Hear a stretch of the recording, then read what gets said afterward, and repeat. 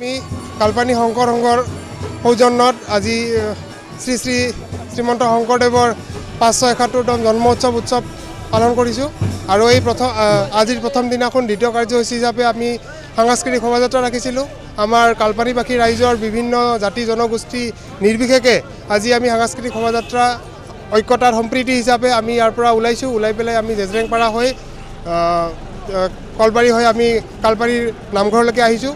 ইয়াত আমাৰ বিভিন্ন ধৰণৰ জাতি জনগোষ্ঠীৰ আমাৰ কলা সংস্কৃতি যোনটো অসমৰ ঐক্যতা, এই ঐক্যতাখিনি আমি এডাল একাটাৰ এনাজৰীৰে বান্ধিবলৈ আমি প্ৰচেষ্টা চলাইছোঁ। সাংস্কৃতিক শোভাযাত্ৰাৰ দ্বাৰ উন্মোচক আছিল আমাৰ মাননীয় TLCC চেয়াৰমেন ভুৱনেশ্বৰ গোৱাৰীদেৱ, লগতে আছিল আমাৰ GLC কলেজ বৰপেটাৰ অধ্যক্ষ মহোদয়।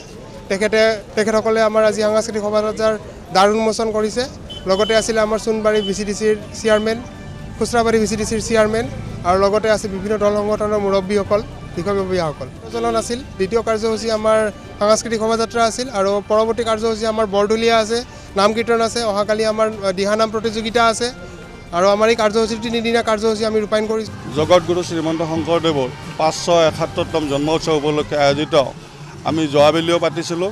জোৱাবেলিৰ পৰা আৰম্ভ কৰিছোঁ যে এটা সাংস্কৃতিক সমন্বয়ৰ শোভাযাত্ৰা।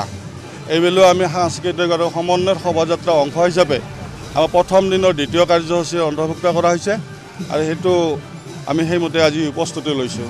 আৰু ইয়াৰ উদ্দেশ্যটো হ'ল আমাৰ গোটেই যিমানটো জনগোষ্ঠী ইয়াত আছোঁ আমি যাতে আমি শান্তিৰে ঐক্য আৰু মিত্ৰতা শান্তিৰে বাস কৰি উন্নতিৰ দিশত যাব পাৰোঁ, বিভিন্ন সাংস্কৃতিক দিশত আগবাঢ়ি যাব পাৰোঁ, তাৰে প্ৰচেষ্টা অব্যাহত আমি ৰাখিম বুলি এটা মনস্থ কৰিছোঁ।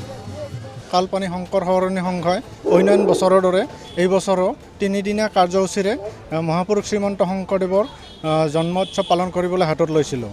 আৰু আজি প্ৰথম দিনাৰ কাৰ্যসূচীত আছিল আমাৰ প্ৰথমে দ্বিতীয় কাৰ্যসূচী আছিলে সাংস্কৃতিক শোভাযাত্ৰা। আৰু আজি আমাৰ সাংস্কৃতিক শোভাযাত্ৰাৰ মূল উদ্দেশ্য আছিলে আমি এই অঞ্চলৰ বিভিন্ন জাতি জনগোষ্ঠীৰ মিলনভূমি হিচাপে আমি থাকিব বিচাৰোঁ আৰু তাৰেই আজি প্ৰতিফলন হিচাপে আমি আজি বিভিন্ন দল সংগঠন জাতি বৰ্ণ ধৰ্ম নিৰ্বিশেষে আমি এই শোভাযাত্ৰাৰ ব্যৱস্থা কৰিছিলোঁ। আৰু এই যি সাংস্কৃতিক শোভাযাত্ৰা, ইয়াত যি ৰাইজৰ সহানুভূতি, যি সহযোগিতা আমি যথেষ্ট পাইছোঁ। আটাইকে মই আন্তৰিকভাৱে ধন্যবাদ জনাইছোঁ। আৰু যিসকল জাতি জনগোষ্ঠীৰ লোকে আজি ইয়াত উপস্থিত হৈ যি আজি সাংস্কৃতিক শোভাযাত্ৰাৰ যি মানে পৰিচালনা কৰাত সহায় কৰিলে, অনাগত দিনতো আমি যাতে এনেদৰেই বিভিন্ন জাতি জনগোষ্ঠীৰ একেধৰণেই আগবাঢ়ি যাব পাৰোঁ, যাতে আমি দেশৰ মংগলৰ কাৰণে, আমাৰ অসমৰ মংগলৰ কাৰণে আমাৰ মাজত কোনো বিভেদ নোহোৱাকৈ ঐক্যতাৰে যাতে আমি ভৱিষ্যতে আগুৱাই যাব পাৰোঁ, তাৰেই কামনা কৰিছোঁ।